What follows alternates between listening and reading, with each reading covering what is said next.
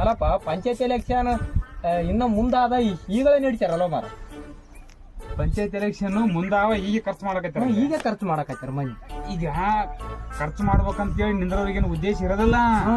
ಈ ವೋಟರ್ಗಳು ಇರ್ತಾರ ಮಂದಿ ಕೆಲವೊಬ್ರು ಏನ್ ಮಾಡ್ತಾರ, ಅಲ್ಲಪ್ಪ ನೀವು ಎಲೆಕ್ಷನ್ ಸುದ್ದಿ ಆದ ಏನ್ ಖರ್ಚು ಮಾಡೋವಲ್ಲಿ ನಮ್ಮನ್ನ ಮಾತಾಡ್ಸವಲ್ಲಿ ಅಂತ ಅಂದ್ಬಿಡ್ತಾರ ನೋಡು.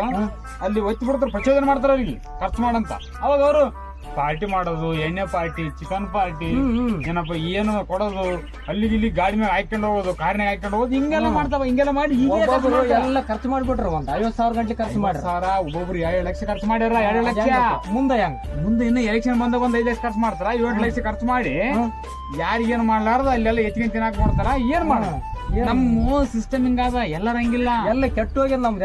ಎಲ್ಲರಂಗಿಲ್ಲ, ಕೆಲವೊಬ್ರು ಹಿಂಗ ಆಗ್ಬಿಟ್ರು ಬಾಳ ಜನ. ಹಿಂಗಾಗಿ ಎಲೆಕ್ಷನ್ ನಿಂದ್ರವ್ರದ್ದು ತಪ್ಪಾದಂತ ಹೇಳಕ್ ಆಗಲ್ಲ, ಈ ಕಡೆ ಇವ್ರು ಜನರದ್ದು ತಪ್ಪಾದಂತ ಹೇಳಕ್ ಆಗಲ್ಲ. ಒಂಥರ ಅದು ಸಿಚುವೇಶನ್ ಸರಿ ಇಲ್ಲ. ಈಗ ಯಾಕೆ ಖರ್ಚು ಮಾಡ್ಬೇಕು? ಅವಾಗ ಏನು ಜನ ಬಿಡೋದಲ್ಲ. ಜನ ವೋಟರ್ಗಳು ನೀವು ಬಂದು ಕಿರಿಕಿರಿ ಮಾಡ್ತಾರ. ಏನಪ್ಪ ದೇವ ನಿಂದ್ರ ಎಲೆಕ್ಷನ್ ಏನಿಲ್ಲ, ನಮ್ಗ ಏನಿಲ್ಲ ಮುಂದೆ ಈಗಲ್ಲಿ ಆಗ್ಬೇಕು. ಕೆಲಸ ಆಗೋದು ಯಾವನಿಗೆ ಬೇಕಾಗಿದೆ. ನೀ ಹೆಂಗನ ಮಾಡು, ಒಟ್ಟಿನಲ್ಲಿ ಕೊಡಿಸು ಇಲ್ಲ ತಿನ್ಸು.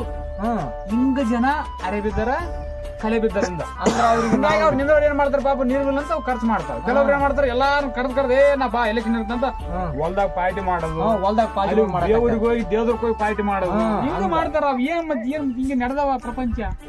ಇನ್ನ ಗ್ರಾಮ ಪಂಚಾಯತ್ ಎಲೆಕ್ಷನ್, ತಾಲೂಕ್ ಪಂಚಾಯತ್, ಜಿಲ್ಲಾ ಪಂಚಾಯತ್